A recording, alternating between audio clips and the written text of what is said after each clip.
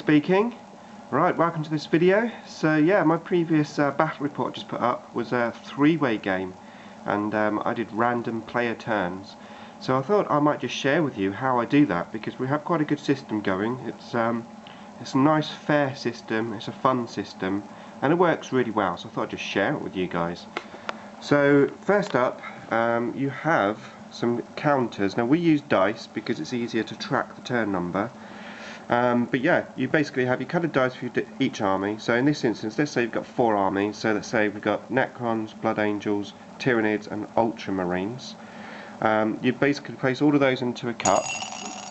Get your turn dice, so let's say it's turn 1. You basically just randomly take someone out. It'd be green, so it'd be Necrons. Now I'd put 1 there, so we know that Necrons are first. Necrons have their turn. At the end of the Necron turn, you draw another one out, which would be Ultramarines. You follow that through for turn 1, keeping the order like this. And lastly would be Tyranids. So what happens now, when you go into turn 2, is the Tyranid player, who obviously went last, he stays out of the cup. So you go to turn 2, and he would stay there, and those would go in. Now the idea is that by not putting the Tyranid player back in, he doesn't get to go first in the second turn. In other words, he doesn't go 2 times in a row.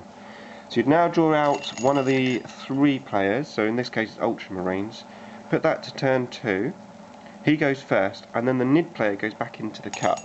You would then draw these out, so you might get the Nid player again, but at least he wouldn't go 2 times in a row. Well, actual cut, there you go, so Nid player, so he goes turn 2, then Blood Angels, and then you'd go Necrons. Now obviously you do this before you actually do the turn, so you don't just draw them and play that order, you do it randomly after each go. In this case the Necron player would stay out, they would go in, so then turn 3, like so. You'd then draw out the first player in turn 3 would be Blood Angels, the Necrons would go back in, and you'd basically just do exactly the same thing until you come to the end of the game.